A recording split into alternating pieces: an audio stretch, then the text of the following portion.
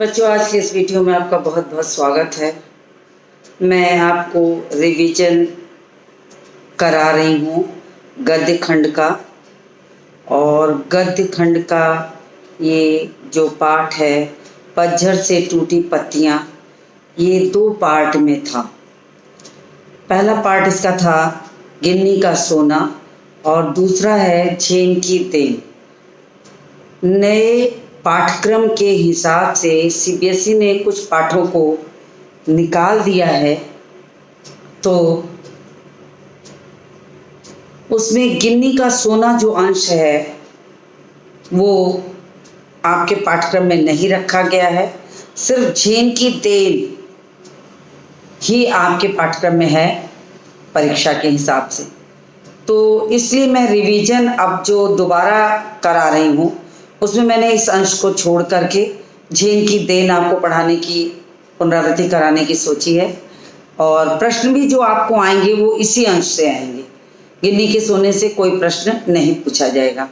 तो आपको झेन की देन पढ़ाने चल रही हूँ।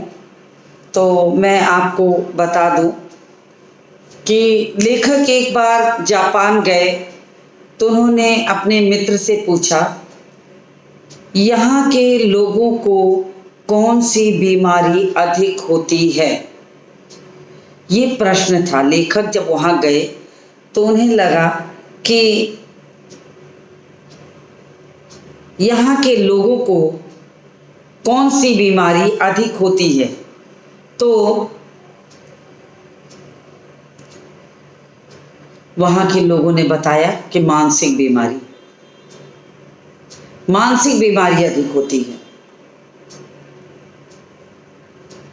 उसने कहा कि यहाँ के 80% लोग ऐसे हैं जो मनोरुग्ण हैं।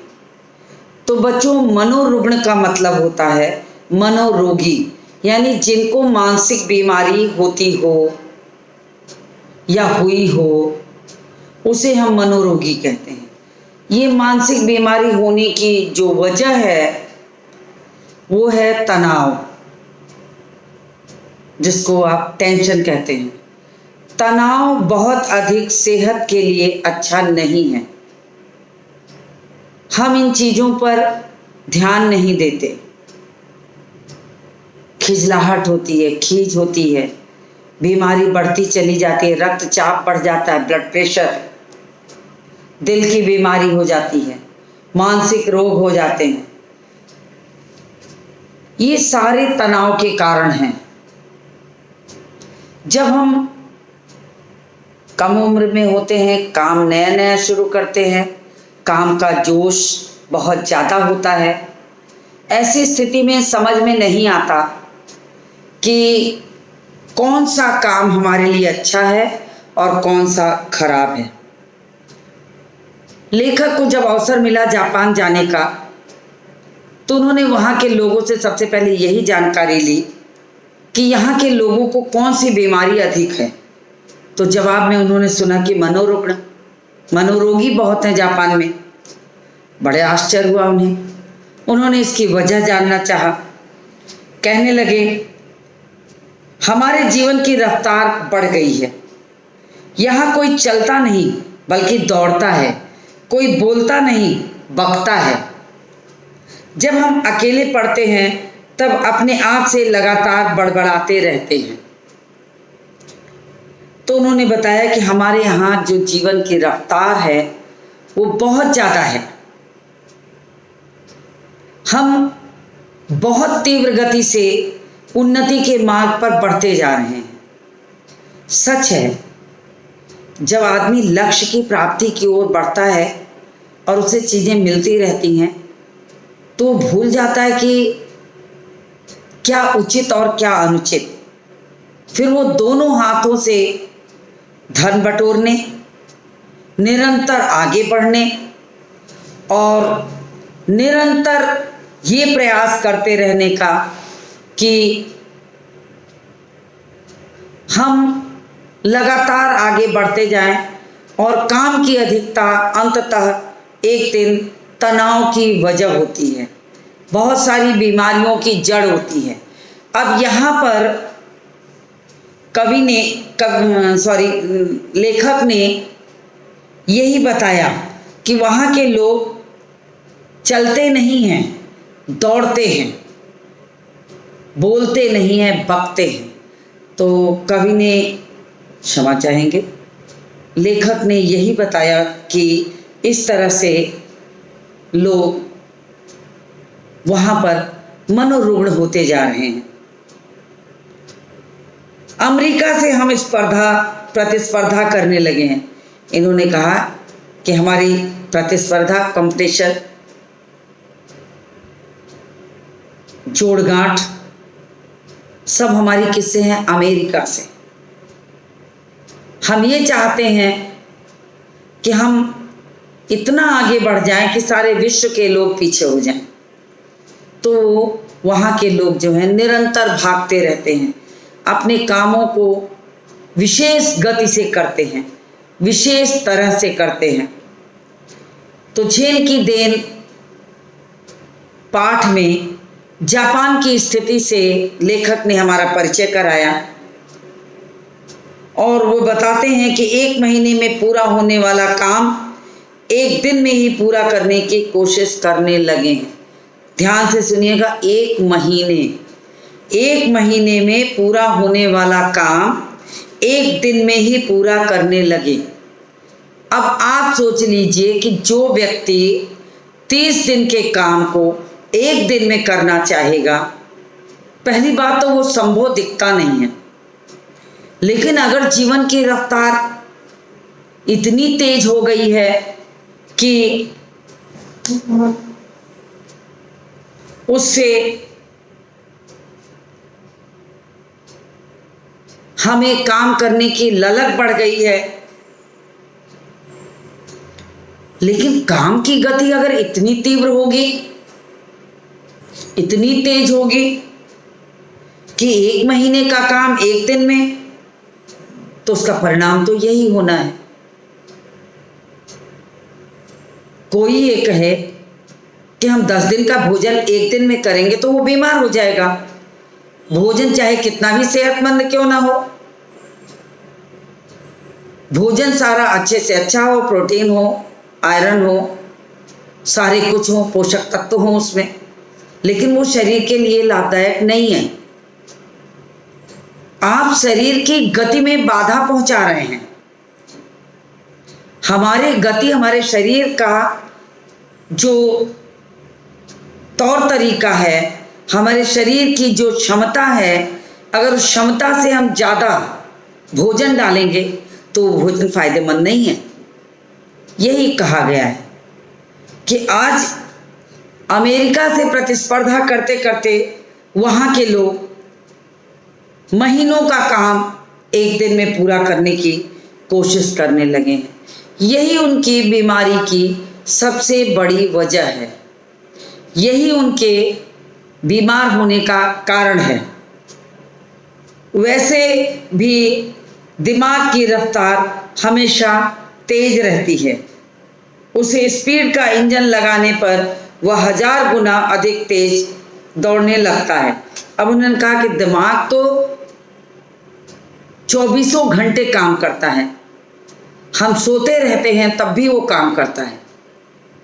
तो जब उसकी रफ्तार इतनी तेज है, हम सोते रहते हैं। आजमा लीजिए, आप कोई सोया हो, आप उसको जरा सा छुएंगे वो चौंक जाएगा, जरा सा हिला दीजिए, किसी चीज़ को झटका दे दीजिए, जोर की आवाज़ दे दीजिए, जग जाए।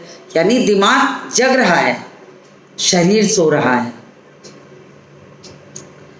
तो जब अगर उसमें स्पीड का इंजन लग गया, तब आप सोचिए कि उसकी रफ्तार कितने गुना बढ़ जाएगी। फिर तो एक क्षण ऐसा आता है कि दिमाग का तनाव बढ़ता जाएगा और परिणाम क्या होगा? वो इंजन टूट जाएगा। क्योंकि किसी भी चीज़ की एक सीमा है, सीमा से आगे बढ़कर अगर हम कार्य करने की कोशिश करेंगे तो वो फायदेमंद नहीं है। हम बहुत धन कमा लें, शरीर साथ न दे, दिल दिमाग साथ न दे, तो वो धन काम नहीं आएगा। हम बिस्तर पर ही पड़े रहेंगे। यही कहा है उन्होंने कि जब दिमाग का तनाव रात दिन बढ़ता रहेगा तो अंततः परिणाम भी वही होगा कि इंजन टूट जाएगा। यही कारण है कि वहाँ मानसिक रोगी भी बढ़ रहे हैं। मानसिक रोगियों के बढ़ने का यही कारण है कि वो धन कमाने की प्रतिस्पर्धा की दौड़ में अपने शरीर की क्षमता से ज़्यादा काम करते हैं और उसका परिणाम यही होता है कि अंततः वे मानसिक रोगों से ग्रसित हो जाते हैं। ये कहा है यहाँ पर झेन की देन में। अब लेखक को लगा कि यहाँ की कुछ जानकारियाँ और लेनी चाहिए कि जापान के लोग कैसे उठते बैठते हैं, इनके यहाँ की क्या परंपराएं हैं, क्या रीति रिवाज हैं। उन्होंने एक बात तो जान ली कि यहाँ के लोग काम बहुत ज़्यादा करते हैं और काम का परिणाम है कि ये मानसिक तनाव झेलते हैं और मनोरुग्ण मानसिक रोगी यहाँ पर ज़्यादा हैं। फिर उन्होंने कहा कि एक शाम उन्हें मौका मिला किसी के टी सेरेमनी में जाने का। तब उन्होंने जाना कि टी सेरेमनी एक जो है वो चाय पीने की विधि को वहाँ कहते हैं। हमारे और आपके यहाँ चाय पीने की जो विधि है उससे वो थोड़ी हटके है। ध्यान दीजिएगा, है चाय पीने की ही कला है, लेकिन उस टी सेरेमनी को उन्होंने किस तरह मनाया है, कैसे किया है, ये सारी चीज़ें उसमें बताई गई है। तो इस टी सेरेमनी को जापान में चा नो यू कहते हैं, यानी कि ये टी सेरेमनी का एक खास नाम है, चा नो यू, और चा नो यू ही कहते हैं। अब इसे कैसे मनाया जाता है, ये टी सेरेमनी कैसे होती है, क्या इस टी सेरेमनी की खासियत है, विशेषताएं हैं, क्या कैसे होता है, वो सारी चीज़ें इसमें बताई जाएंगी। तो वह एक 6 मंजिली इमारत पर पहुंचता है लेखक, जिसकी छत पर दफ्ती की दीवारों वाली और तातामी यानी चटाई की जमीन पर एक सुंदर पर्णकुटी बनी थी। अब उन्होंने जब 6 मंजिली इमारत पर वो चढ़कर जाते हैं तो देखते हैं जिसकी छत पर चारों ओर से दफ्ती की दीवार हो, जमीन पर एक चटाई बिछी हो, ऐसी ही सुंदर सी एक पर्णकुटी यानी पत्ते की कुटियों का आकार देकर ये छत पर बनाया गया है। अब इसी के अंदर वो टी सेरेमनी होगी, ये यहाँ पर बताया गया है। तो वहाँ पहुँचकर किस किस रीति रिवाज परंपरा का वर्णन किया गया वो मैं आपको बताती हूँ। तो कुटी के बाहर एक बेढब सा बर्तन रखा है जिसमें पानी भरा है। वहाँ पहुंचकर लेखक ने हाथ पांव धोए, पानी से हाथ पांव धोए, फिर तौलिए से पोंछा, अंदर चले गए। चटाई वहाँ पहले से बिछी थी, अंदर चले जाते हैं। चाजीन वहाँ बैठा है, वो खड़ा हो जाता है, ठीक वैसे ही जैसे हमारे घर में अगर कोई हम अपने कमरे में बैठे हों और कोई मेहमान आ जाए तो हम खड़े हो जाते हैं उसके स्वागत में। चाजीन भी उस पर्णकुटी के अंदर जो चटाई बिछी है उस पर वो बैठा है। और जब लेखक और उनके मित्र वहाँ पहुँचते हैं तो वो आराम से खड़ा होता है, कमर झुकाकर स्वागत करता है, प्रणाम करता है, दो झो बोलता है और शब्द बोलता है दो झो, यानी आइए तशरीफ लाइए, वेलकम, स्वागत है। तो उसने दो झो कह करके बड़ी उत्सुकता से, बड़ी खुशी से लेखक का और उनके मित्र का टी सेरेमनी में स्वागत किया,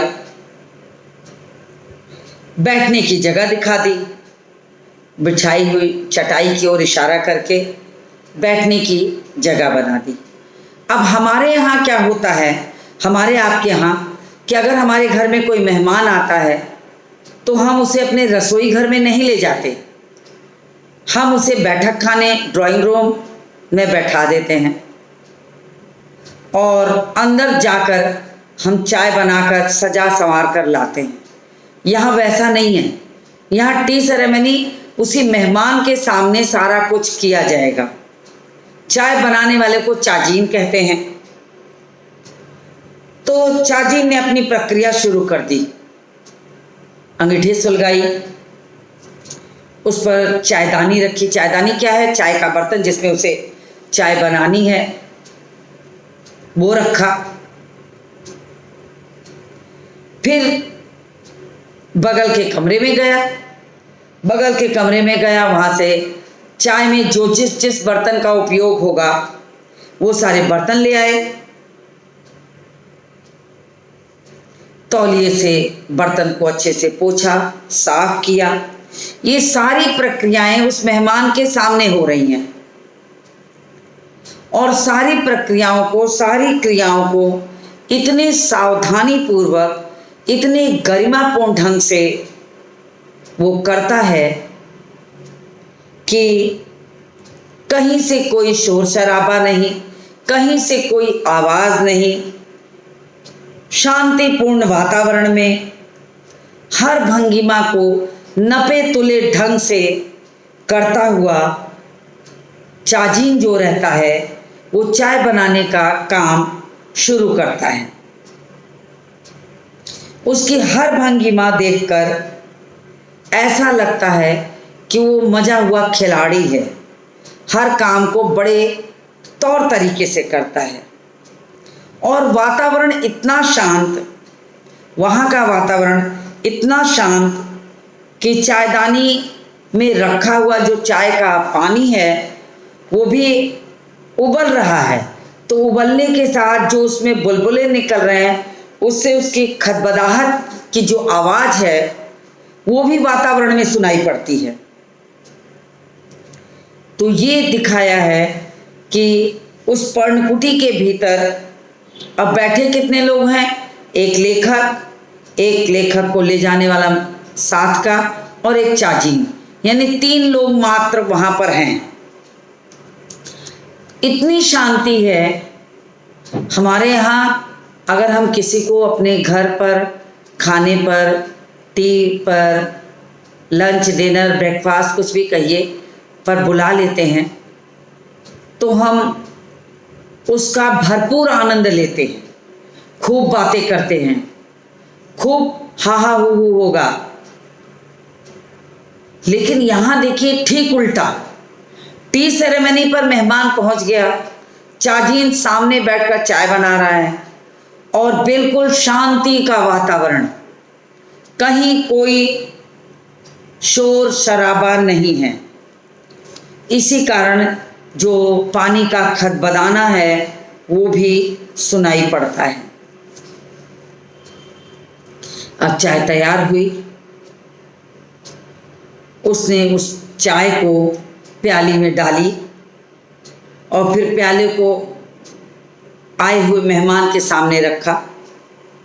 वहां पर बैठने वाले कुल कितने थे? 3 लोग।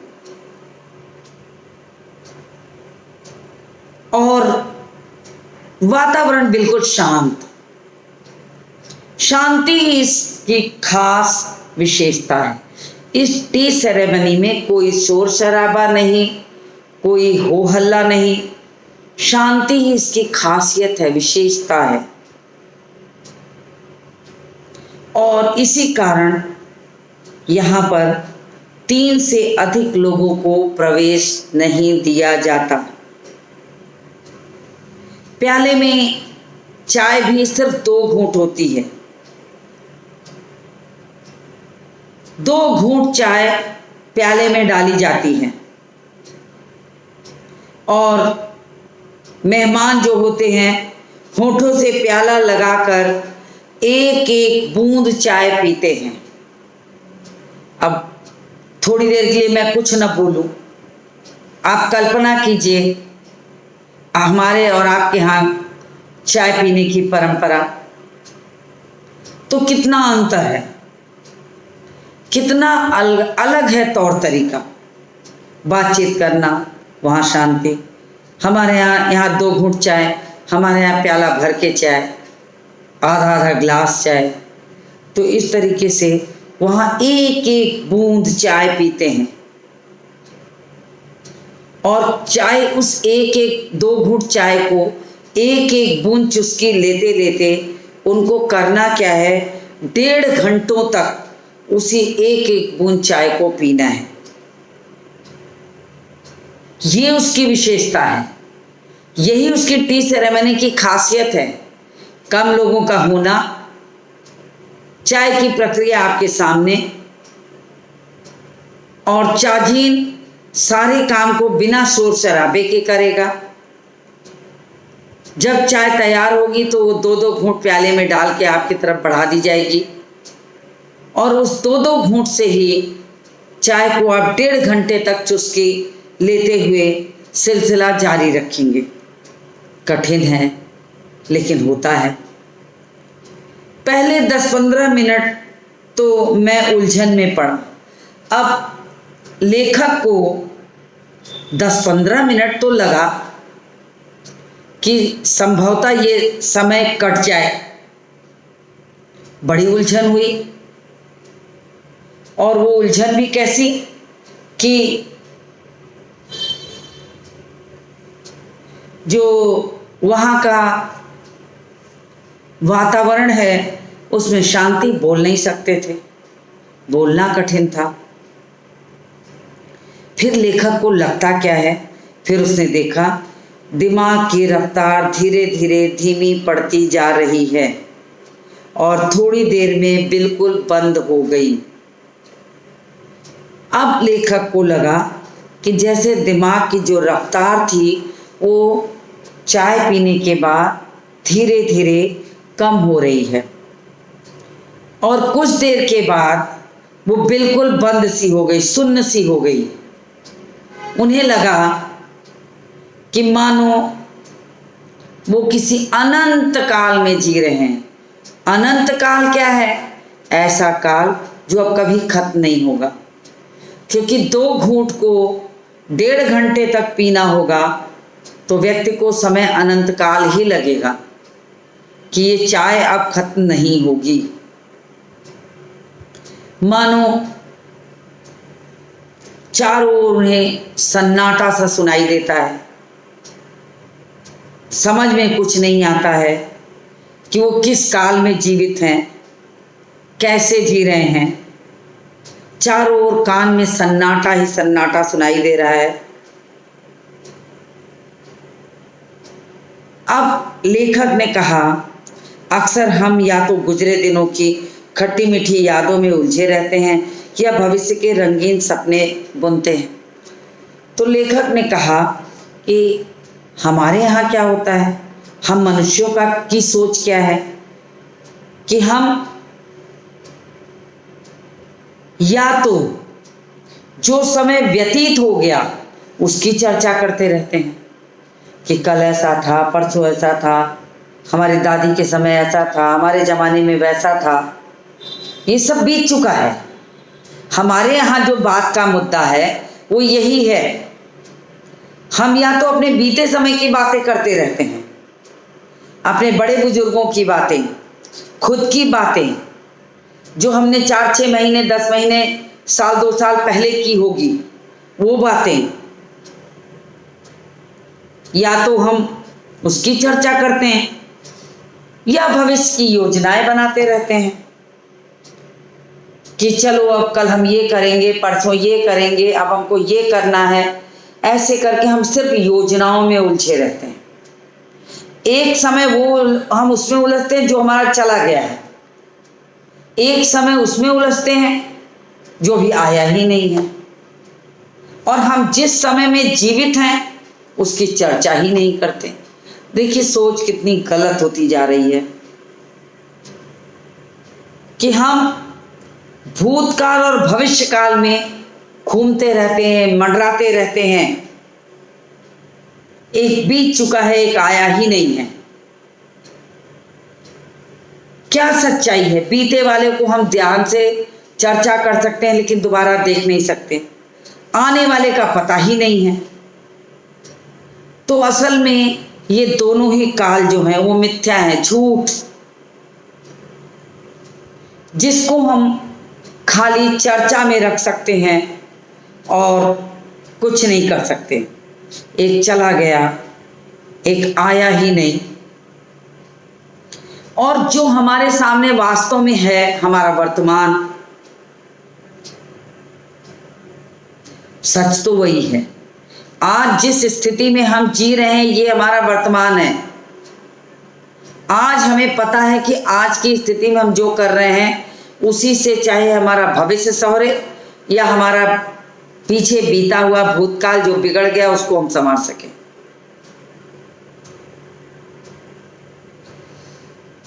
ये कहा गया है कि सत्य तो यही है, उसी में हमें जीना चाहिए। और चाय पीते पीते उस दिन उनके दिमाग में भूत और भविष्य दोनों काल उड़ गए। अब लेखक को लगा भूत और भविष्य काल में जीने का कोई फायदा नहीं। अगर हम कल गुजरे हुए दिन की चर्चा करते रहेंगे तो हमारा आज नहीं संवरेगा, या जो आया ही नहीं अगर हम उसकी चर्चा रात दिन करते रहेंगे तो भी उसकी चर्चा से हम अपना आज नहीं बना पाएंगे। वर्तमान जो हमारे सामने है, जिसके बारे में हम कुछ नहीं सोच रहे, हमें उसे बनाना है, उसे बचाना है, सच्चाई का सामना उसी से करना है। और वह अनंत काल जितना विस्तृत है। आज अगर हमने अपने वर्तमान को सोचा तब जाकर के हमारा भविष्य जो है वो संवरेगा। भूत में हमने जो कुछ भी, जो कल की स्थिति में हमने जो कुछ भी कार्य किया, यादों के सहारे हम उसको सोच के हम अपना वर्तमान नहीं बना सकते। हमें अपना वर्तमान बनाने के लिए हमें अपना आज संवारना है। तो लेखक ने यही सोचने की स्थिति की कि अनंत काल जितना वो विस्तृत हो गया, अनंत काल की तरह जो कभी अब खत्म नहीं होगा। जीना किसे कहते हैं उस दिन मालूम हुआ। तो लेखक ने कहा कि जीने का तौर तरीका, जीने की कला, जीने की ताकत तो लेखक को उस टी सेरेमनी में जाके पता लगती है। उस दिन उन्हें मालूम हुआ। और वास्तव में यही जो जैन परंपरा की यही बड़ी देन जो थी जापानियों की हमारे लिए दी हुई, वो हमारे लिए एक यादगार है। और वही संभवतः मनोरुग्ण होने के बावजूद भी जो वहाँ के रहने वाले लोग हैं वो सारी स्थितियों को जीते हुए अपना भविष्य और अपना भूत दोनों संभालना चाहते हैं। वर्तमान संवारने के लिए, वर्तमान बचाने के लिए उन्हें वो सारी बातें याद आती हैं। अनंत काल में लेखक कहता मैं जी रहा हूं कि अब ये समय कभी खत्म नहीं होगा। प्याले में से 2 घूंट चाय, 1.5 घंटे तक चुस्की लेते लेते शांत वातावरण जहाँ कोई बात करने वाला नहीं है, तो मन और मस्तिष्क तो अनंत काल में घूमेगा ही। कभी भूत के बारे में सोचेगा, कभी भविष्य के बारे में सोचेगा, कभी जो कल बीत गया उसके बारे में सोचेगा, कभी वो कल याद करेगा जो आया नहीं है। और अपने आज जिस वर्तमान में बैठकर वो जी रहा है उसके बारे में वो पल भर भी नहीं सोच पाएगा। तो सारी चीजें उसकी मुट्ठी से उड़ जाती हैं, गायब हो जाती हैं। तब लेखक ने कहा, उसी दिन उन्होंने जाना कि वास्तव में जीना किसका नाम है, जीना किसको कहते हैं। और इन जापानियों ने जीने की जो कला दिखाई है, मनोरुग्ण होने के बावजूद वे महीनों का काम एक दिन में करने की प्रतिस्पर्धा सदैव लगाए रहते हैं। उन्हें लगता है कि अमेरिका की तरह हमें भी उनकी बराबरी करनी है, और इस कारण से वे निरंतर रातों दिन लगातार काम करते रहते हैं। तो यहाँ पर लेखक ने जापान के झेन की एक परंपरा हमें बताई है, इसीलिए उसे देन कहा है। झेन की देन, झेन ने ये दिया है, झेन ने इस परंपरा को हमें दिया है, जिसमें लेखक को अलग अनुभूति होती है, अपने यहाँ से बिल्कुल अलग अनुभूति होती है कि जीवन को चलाने के लिए तौर तरीके और रीति रिवाजों में परिवर्तन करना आवश्यक है। इन्होंने बताया है कि मनुष्य अपने जीवन की दिनचर्या को स्वयं बनाता है।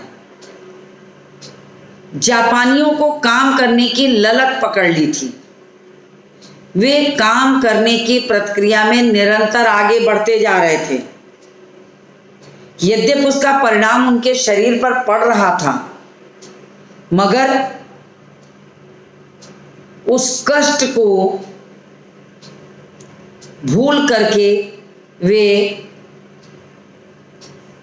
महीनों का काम एक दिन में करते थे, जो कि कल्पना से परे है, जिसको आप अगर सोचने बैठिए तो थोड़ा आश्चर्य लगेगा कि ये कैसे संभव है।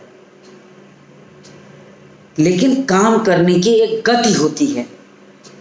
आप खुद देख लीजिए, अगर आपके घर में 2-4 लोग हैं तो सबके काम करने का तौर तरीका बिल्कुल अलग अलग होगा। काम करने के तरीके से गति का पता चलता है और परिणाम भी वैसे ही होता है। इन्होंने उन्नति तो की, उन्नति तो बहुत किए, लेकिन साथ में मनोरुग्ण बने। तो यही कहा गया है यहाँ, यही यहाँ बताया गया है कि किस तरह से वहाँ के जो लोग हैं वो लोग किस तरह से कार्य को करते थे, किस तरह से उसे मनाते थे।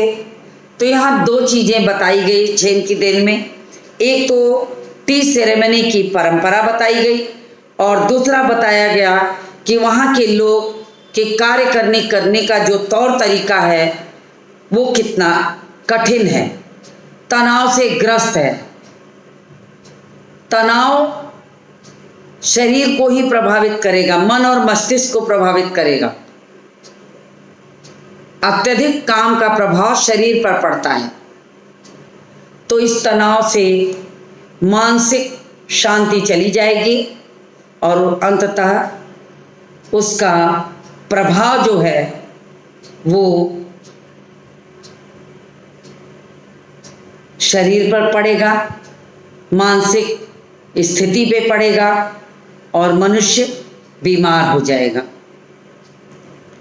तो पाठ में इस तरह से चीज़ें बताई गई हैं पाठ का जो हिस्सा है वो बहुत छोटा सा है, तो मैंने इसको एक वीडियो में ही पूरा कर दिया, क्योंकि ये रिवीजन भी है और ये बहुत छोटा पाठ है। बहुत छोटे अंश को झेन की देन यानी जापान के झेन की जो ये परंपरा है उसकी चर्चा है, टी सेरेमनी की है। दोनों ही मैंने बहुत विस्तार से आपको इस वीडियो में समझा दिया है और उम्मीद करती हूँ कि आपको समझ में आ गया होगा। इसका जो पहला अंश है गिन्नी का सोना, वो आपको नहीं पढ़ना अब, तो आप सिर्फ इतना ही पढ़िए। रुचिकर है, जापान के तौर तरीके हमें जानने को मिले हैं, तो एक अच्छी बात है और मैं उम्मीद करती हूँ कि ये पाठ आपको समझ में आ गया होगा। तो मैं मिलती हूँ अब एक नए पाठ के साथ पुनः आपसे। तब तक आप इस पाठ को दोहराइए और पढ़िए। अगर कोई कठिनाई हो तो आप मुझसे पूछ सकते हैं। तो मैं इस वीडियो को यहीं समाप्त करती हूँ और मिलती हूँ आपसे अगले वीडियो में।